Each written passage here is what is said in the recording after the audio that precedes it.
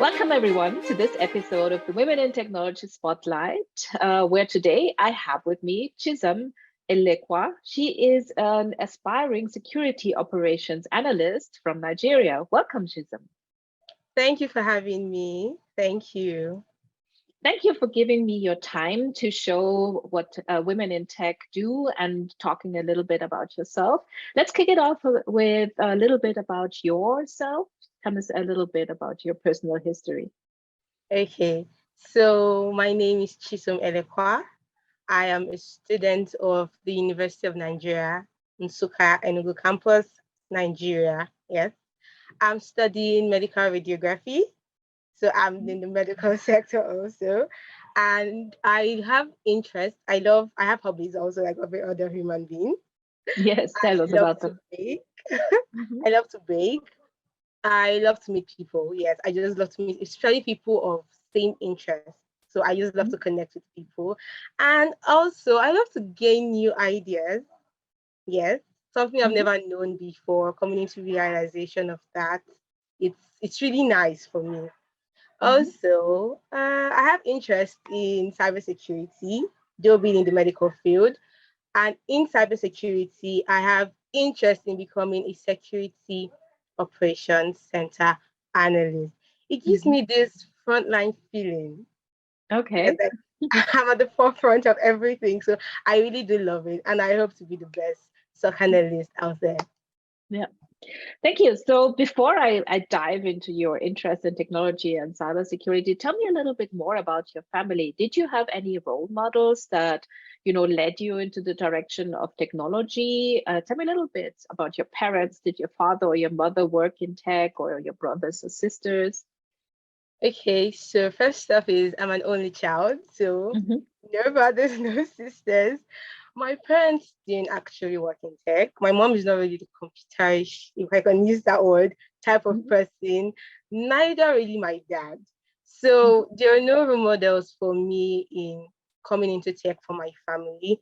But the where my parents stood as role models for me is in the fact of multitasking two different intents, demanding and bulky field. So I have medical radiography and I have cybersecurity. So being able to combine these two fields together, I'd give a thumbs up to my parents because I see them multitask a lot. So I feel if they can multitask in different aspects, though Hmm. it doesn't have to do with technology, then I can do same in my own field. Okay.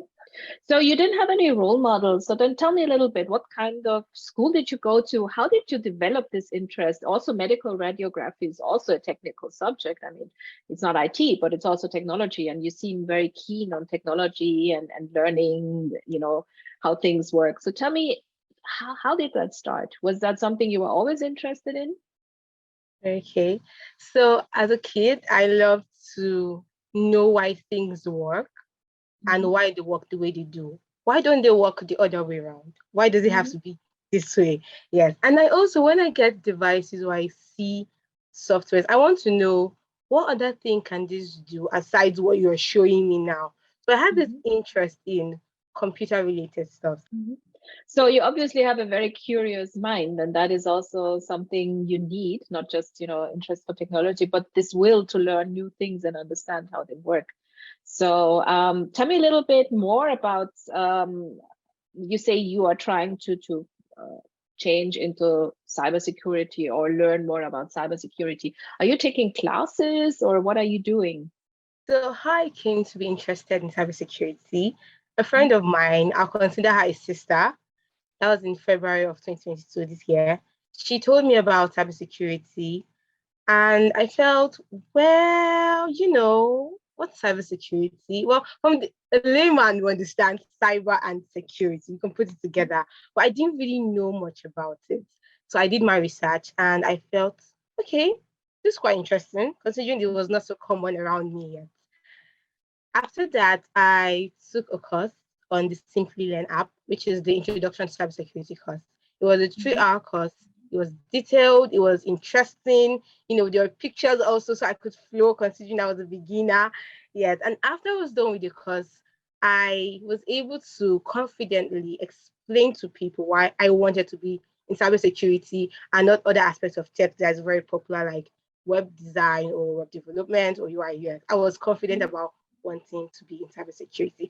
And also, I wanted to move from being, the techie by association, because I had tech friends. Most of them were in software development.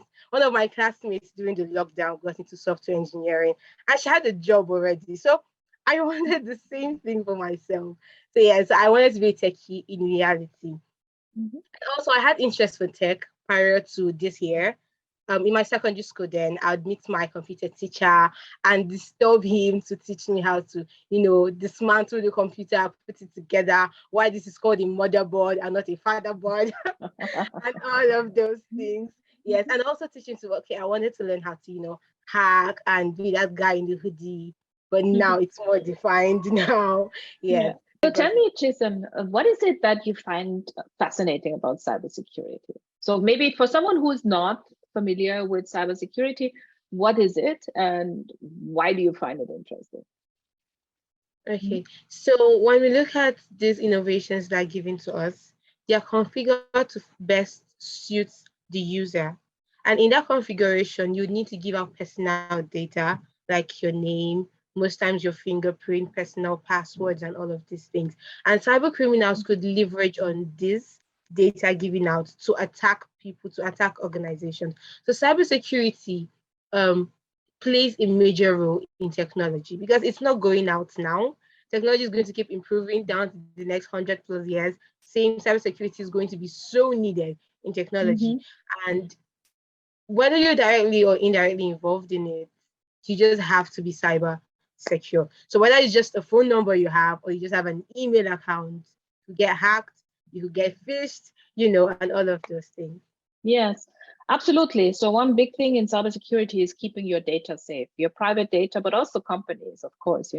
Cyber criminals are trying to hack them, to extort money and to, break into their systems and destroy something. So yes, and as you said, and which is very important, is that this is not going to change in the next 20, 30 years. So yeah, I also think that cybersecurity, as I'm working in cybersecurity, is a big topic and it's a good career to choose. So tell me a little bit about, being a young woman in Nigeria who is breaking into tech. What is it like? Do you have a lot of women peers or is it mostly men, or how is your situation? Okay, so I feel it's way better now. It's way better now than it was before.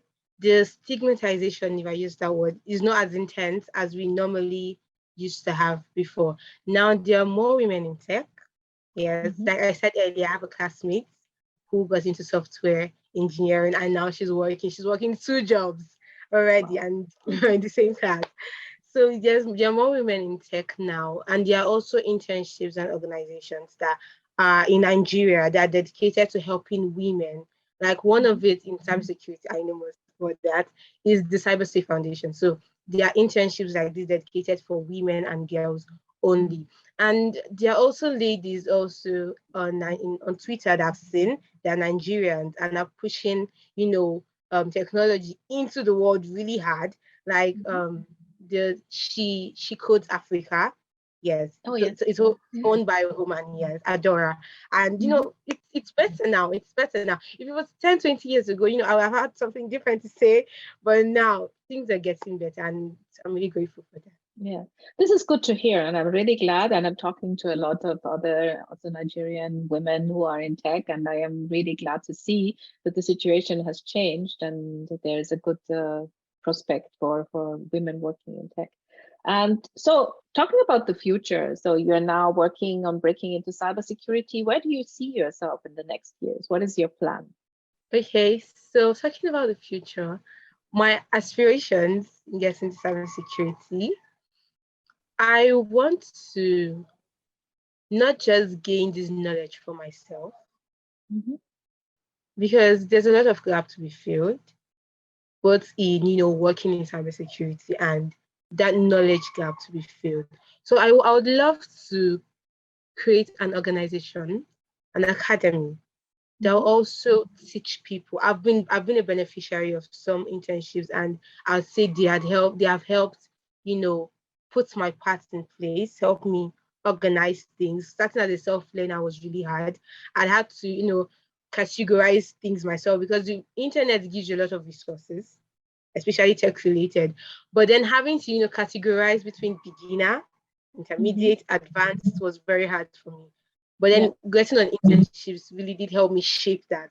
And there are also a lot of people out there who maybe don't have that patience to begin to organize, go through a lot of resources, and then they just give up. But then these people are potential people that would make strong impact in technological sector. So I want to have an academy or an organization that would teach people, groom them from the very basic to when they're mature enough to get their first job. Yes, and I also love to give I work to create awareness. So I feel in the West, in abroad, that's what we say in Nigeria. Abroad, it's more security is more on the high side where people are more knowledgeable. But here in Nigeria, here in Africa, it's not that intense. Like the man in the village probably doesn't see why he should be cybersecurity. It doesn't bother him. His money is probably on that somewhere where he has a phone number. He could get robbed by that. So I want to create awareness to both the old, to the young. So this is the point Yeah. that you're making. There's a lot of information on the internet that and it's very hard to understand which is the relevant. Where do you start? What is relevant for me? Where do I begin? So it's important to structure that information, and if you have the capability to do that, that is something that would be really, really helpful. And the other thing that you touched on, and I think that's very important, is that cybersecurity is something that everyone should, or at least cybersecurity awareness is something that everyone should have. And you talked about, the old man in the village. Yes, maybe he does not have a computer, but as I know in Nigeria, a lot of people pay with their phones, and this can also, they can steal his money. So you have to also understand how to keep your personal data, your finances safe in this digital world. So I think that is a great aspiration you have. And it would be wonderful to see, because this is something that we would really need. And it's also lovely to see how many young people in Nigeria are aspiring to use this digital work to do something good for everyone. So thank you for that. And since we're already coming to the close a little bit of this conversation, if you were talking to if you had a younger sister, I know you were an only child, but if you had a younger sister and she was like maybe 10, 11, what would you tell her what she should, do to have a career in tech? Or would you recommend a career in tech to her? What would you say?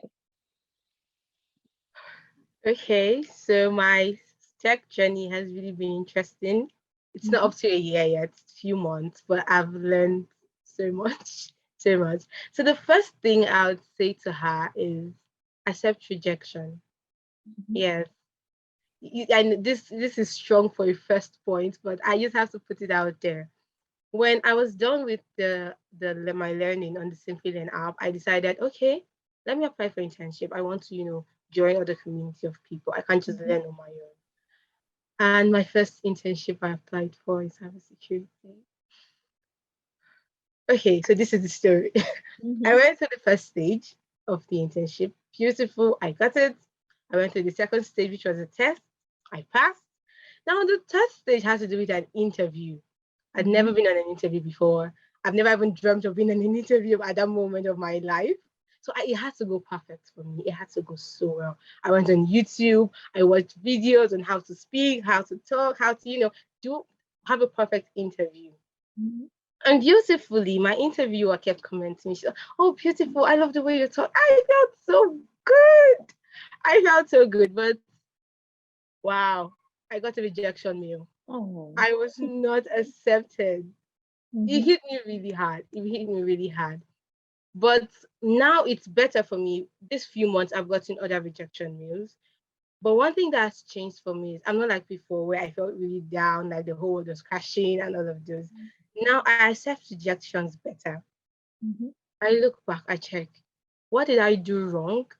What were they expecting that I did not give? Yes, they know you're a beginner. That's why it's a beginner course. But what were they expecting from a beginner that I couldn't give at that point? And this has helped me sail through internships, other internships. Yes, I've gotten rejection mails too, but I've gotten some other ones too. Yes. And so your attitude towards rejection is key. It's very key. You can destroy your whole tech career if you handle it wrongly. But if you handle it rightly, it will be a story to tell in the future. Yes. Secondly, I would say consistency. So consistency is a word which we almost always approach daily, but it's really hard to keep up. Yeah. On that note, I attended a seminar in May when I was still very new, and a cybersecurity seminar. It was organized by the Diary of Hackers. There were prominent speakers there, the likes of Confidence Stavely, Bright Mawador, Judy Ngure, and so many others. And one thing they kept hitting on was find a niche and optimize LinkedIn. So it took me time to find a niche though, but I found one eventually. But then the other one I want to talk about is optimizing LinkedIn. So I'd created LinkedIn, but I wasn't doing anything on LinkedIn. I was just there for being there sake. They said it was a professional field. So let's be professional. So yes. Anyway, I jumped on a consistency challenge where we were to post for 20 days on LinkedIn on different topics. It wasn't tech related, but I felt if I was going to create visibility for myself, then I would need to build consistency. It wasn't easy posting for 20 days, but there were times when I did not want to post anything. I just wanted to sleep. But yes, I still did. I still did. And it taught me what it would be like when I'm on my own and I'm trying to be consistent. And on that note, a week later, I started a consistency challenge for myself. I tagged it 30 days of cyber. So for 30 days, I'm supposed to post something on my LinkedIn and on my Twitter on cybersecurity. So yeah, so that's really helping. It's not been easy. I just started, but it feels like I've gone 20 miles already. But I will finish it. I'll finish it because that's how you grow. Thank you. That's how you grow. Lastly, I'll say network, meet people. Nobody learns on their own. A plant will not grow in a dark room. You have to bring it out to sunlight. Yes. So optimizing LinkedIn still. So when I got on LinkedIn, I tried to optimize my LinkedIn, make use of my LinkedIn. I started sending invite requests to a lot of professionals in cybersecurity, enthusiasts like myself. And the beautiful thing, I'll give a thumbs up to the cybersecurity community. There's this open arms rather, to welcome the newbies. So everybody's ready to help you, put you through. One significant thing that happened for me was when I sent invites rather to some people, they were the first to chat me up and say, hello, it's nice to connect with you. And just an enthusiast like myself, I was super excited. I poured out my heart. Hello, sir. I'm an enthusiast. My name is Chisom. I just got in cybersecurity. I don't know what to do. The whole enthusiastic thing came out. And they sent me resources. They said, okay, my DM is open anytime. You can always come into my DM. I'm always ready to listen to you. And it was beautiful. Also on Twitter. So meet people, connect with people. Where you have questions, you ask. I've also joined different communities on Discord. So when I have like issues on my Linux or my computer, I type and someone is ready to respond to me. And also being on internships, also I apply for as many internships as possible. Being on internship for the ones you will get and the ones you don't get, well, for the ones you will get, being on internship have brought me to family. I'll call them family. Yes, because we relate like that. We relate very close. There's this boot camp I just finished, organized by the ICTTF. It's a cybersecurity boot camp for women. I got it from being in the community. Someone posted about it, and I just joined. And now I have a certificate from it. Yes, and I learned a whole lot. Thank you. So be on communities, relate with people, and network. Thank you. These are great recommendations. All of them are so important. Resiliency against rejection is a big thing in life, understanding that failure is part of life, learning from failure and then taking it to the next step and trying again is so important if you want to be successful. So this is already a very good point. Consistency, of course, I mean, it's not enough just to try something one time and then, not do anything. You have to keep going, even when it's not convenient. I think that's a big point, that you have to continue doing things even when you don't feel like it one day. And then the networking part, which is so important. I cannot overemphasize it. It's so important to build a strong network of people who can support you and can help you. So these are 3 amazing points that you would give to a younger Chisom. Thank So you. yeah. So speaking of giving, thank you for your time. It's been a pleasure talking to you. And of course, same, you can always reach out and slip into my DMs if you have questions and you need something. And yeah, thank you for giving me your time and talking to me. Thank you for having me. I'm so grateful. Thank you.